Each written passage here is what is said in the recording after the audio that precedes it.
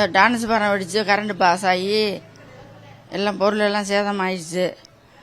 அந்த வீட்டு ஆள் இல்லை, அவங்க வீட்டை பூட்டிட்டு எல்லாம் ஆஃப் பண்ணிட்டு வீட்டை பூட்டிட்டு போயிட்டாங்க.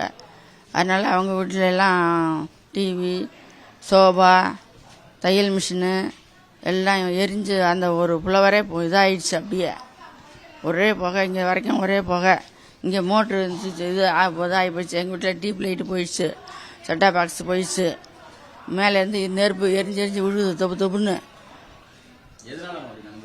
கரண்ட்டு நிறையா வந்திருக்காங்க, 400க்கு மேலே வந்திருக்காங்க கரண்ட்டு. அது 3 மூச்சு வெடிச்சிருக்குங்க டிரான்ஸ்பாரம். 3 தடவை வெடிச்சிருக்கு. போலீஸுக்கார் வந்து நிற்கையிலே வெடிச்சிச்சு ஒரு தடவை, அதுக்கு முந்தி 2 தடவை வெடிச்சிருச்சு. எரிஞ்சு வெடிச்சு பட்டார்னு வெடிக்குது. அது வெடிச்சு வந்தால் அவங்க எல்லாம் அந்த விளக்கெல்லாம் எடுத்துட்டு விட்டு போயிருக்கிறாங்க. அப்படி இருந்தும் இதாகிருக்கு, அவங்களுக்கு பாஸ் ஆகிருக்கு. அதான் கரண்ட்டு அவ்வளோது வந்திருக்குங்க. அது மாதிரி வந்து அப்புறமா நாங்கள் ஆளை வர வச்சு அவர் இந்த இதெல்லாம் போட்டு அப்புறமா எங்களுக்கு எல்லாருக்கும் கரண்ட்டு வர வச்சார். எல்லா வீடும் கரண்ட் இல்லாத கிடக்கு. அப்புறமா நாங்கள் வேறு ஆளை வர வச்சு தான் அப்புறம் அந்த கரண்ட்டு அதெல்லாம் பார்த்து அப்புறம் அவர் சரி பண்ணி விடுங்க, நாளைக்கு நான் வந்து பார்க்குறேன் அப்படின்னு சொல்லிட்டு போயிருக்கிறாரு. என் பேர் தனலட்சுமி. நான் வந்து 5 மணிக்கு எல்லாமே எப்போ ஆஃப் பண்ணுறோமே ஆஃப் பண்ணிட்டு கடைக்கு போயிட்டேன். ஒரு 7:30 இருக்கும் ஹவுஸ் ஓனராண்டி ஃபோன் பண்ணுறாங்கம்மா, அவங்க வீட்டில் ஏதோ புகை வருதான் அப்படின்னு எங்கள் பாப்பா எனக்கு ஃபோன் பண்ணான். அது 2 பேரும் நேற்று வெளியில் போயிருந்தாங்க, எங்கள் பாப்பாவும் குழந்தையும். அதனால் அவங்க தப்பிச்சாங்க, இல்லைன்னா வீட்டில் தான் இருந்திருக்கோம் 2ம்.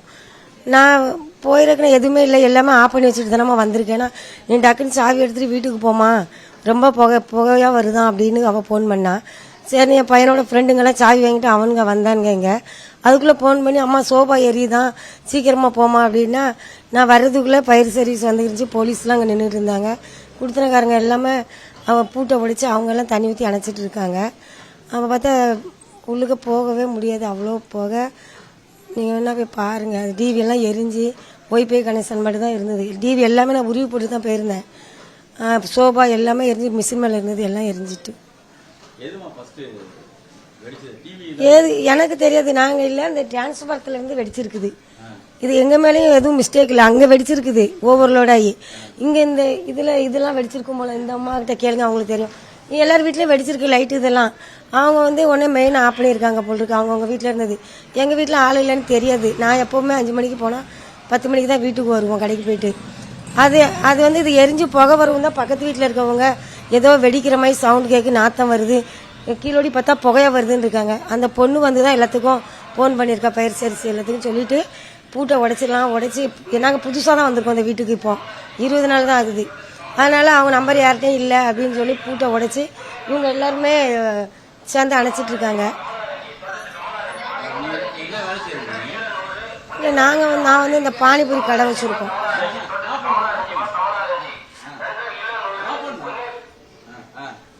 அவங்க வந்து இந்த டீ வியாபாரம் தான் பண்ணுறாங்க, கடைலாம் லாஸ் ஆகிட்டு கொரோனாவில்.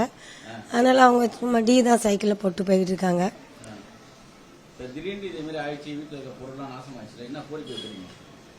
அதுதான் கவர்மெண்ட் தான் அதுக்கு நமக்கு ஏதாவது பண்ணணும், நிவாரணம் பண்ணால் நல்லாயிருக்கும்.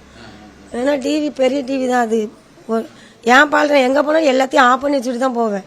அந்த ரீசார்ஜ் பண்ணிவிட்டு பசங்க ஒயர் போட்டிருந்தா கூட எல்லாம் ஆஃப் பண்ணிவிட்டு எடுத்து வச்சுட்டு தான் நான் போவேன். அது மாதிரி தான் போயிருந்தேன்.